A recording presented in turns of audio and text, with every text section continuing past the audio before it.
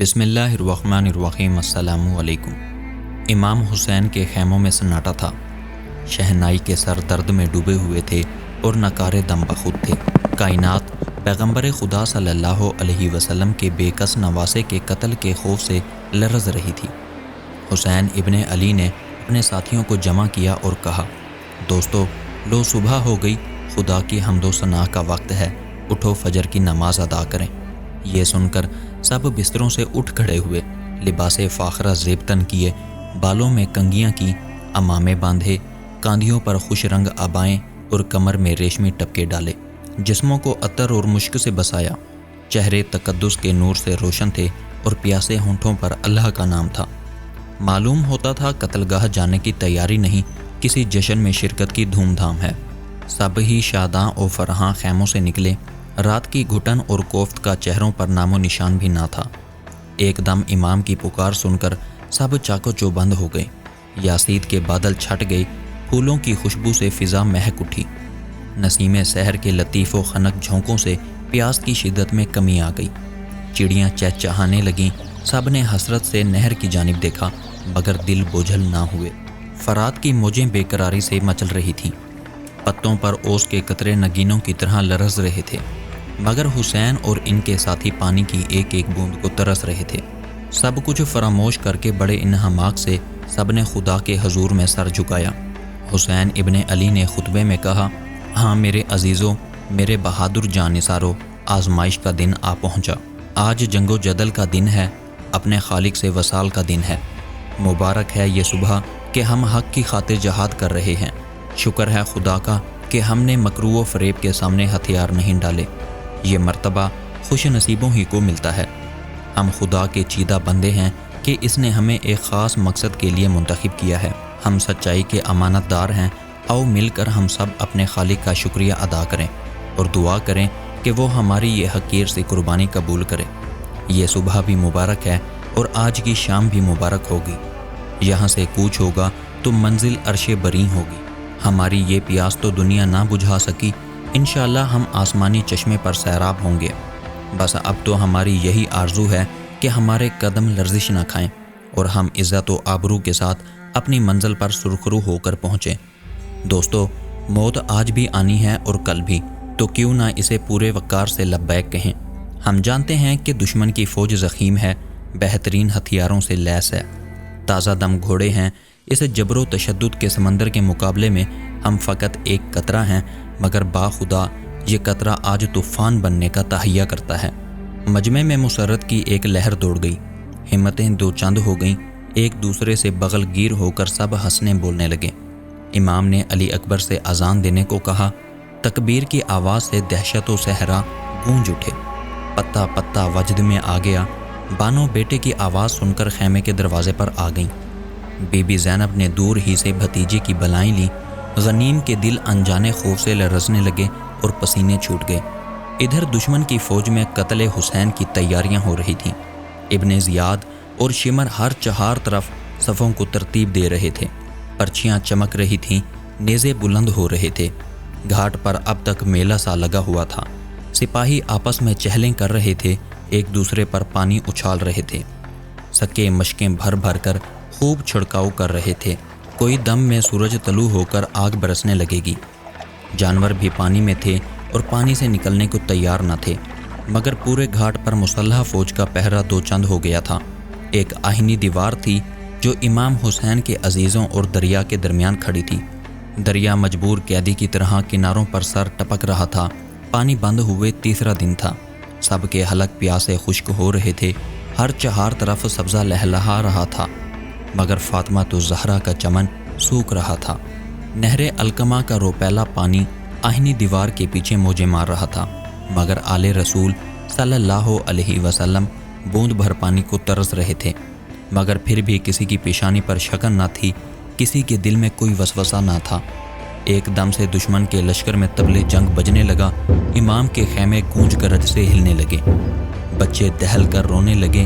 امام دوستوں کو تیاری کا حکم دے کر تیزی سے خیموں کی طرف چلے۔ عورتیں خوف سے بے حال ہو رہی تھیں، بچے بلک رہے تھے۔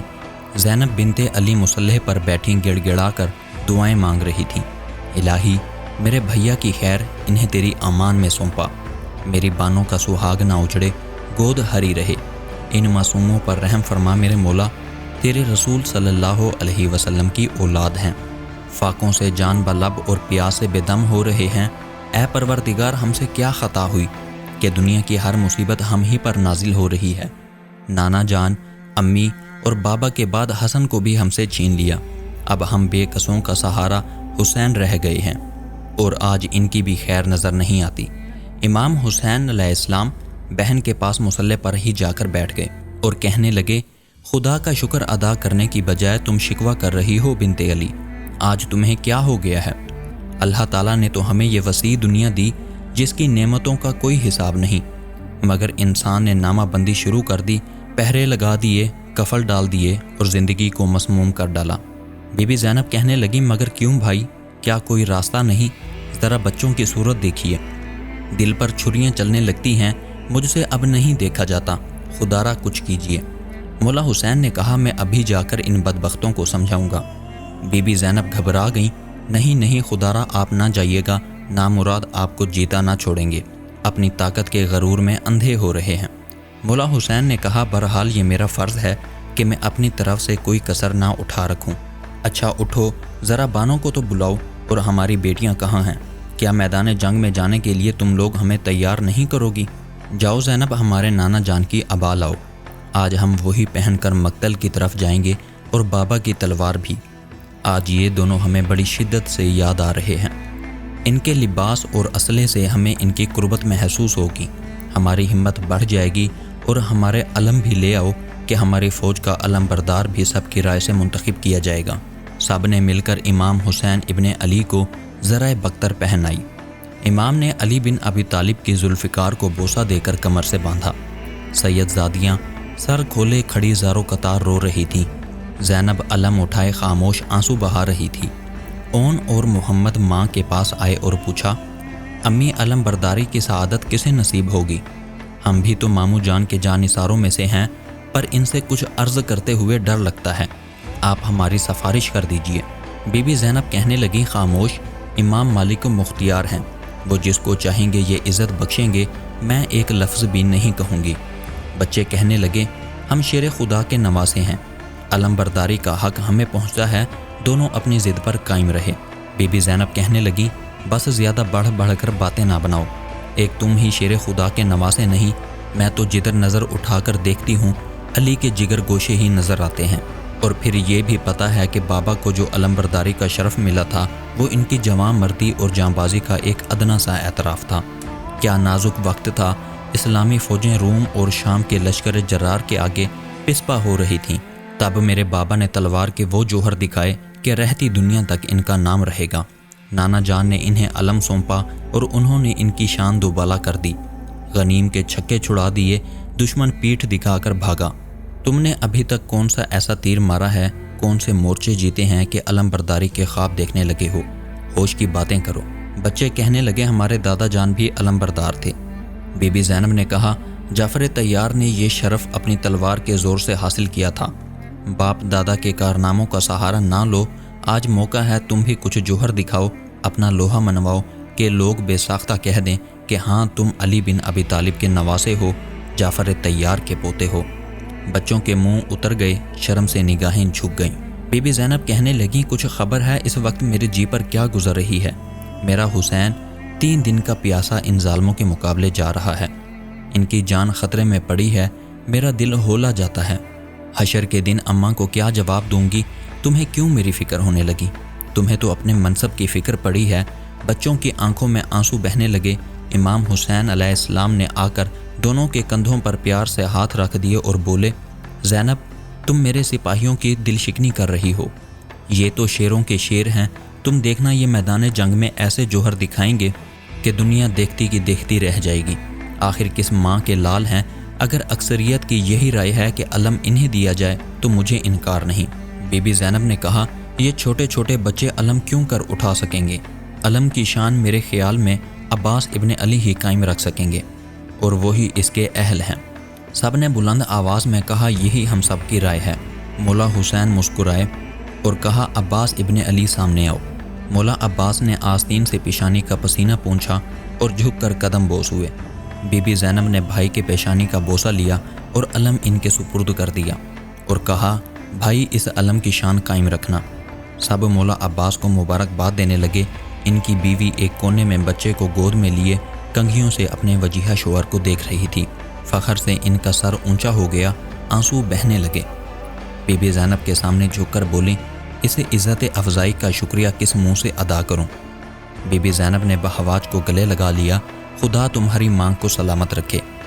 میں تو آپ کی کنیز ہوں، اللہ ہمارے امام کو جیتا رکھے، بانوں کا سہاگ قائم رہے، بچے جئیں، ماں باپ کے سائے میں پروان چڑھیں۔ اچانک سکینہ بھیڑ کو چیرتی چلی آئی۔ کسی نے انہیں بتایا کہ چچا عباس کو علم برداری ملی ہے۔ کہنے لگی، کہاں ہیں ہمارے امو جان، ذرا ہمیں تو پیار کرنے دو انہیں۔ سب خوش ہو رہے تھے مگر اون اور محمد ایک طرف بجھے سے کھڑے تھے۔ بی بی زینب انہیں روحانسا دیکھ کر سمجھ گئی کہ علم نہ ملنے کا غم ہے۔ بے اختیار بچوں پر پیار آ گیا، اشارے سے بلایا اور کہا، یہ منہ کیوں اترے ہوئے ہیں؟ دونوں نیچی نظریں کیے کھڑے رہے۔ بی بی کہنے لگیں، تمہارے اس رویے سے جانتے ہو میرا دل کیسا دکھا ہے۔ تمہیں ذرا بھی خیال نہیں تم میری 10 برس کی ریاضت کا ثمر ہو، میری زندگی کا سہارا ہو۔ اگر تم نے کوئی چھچوری حرکت کی تو میرا دل ٹوٹ جائے گا۔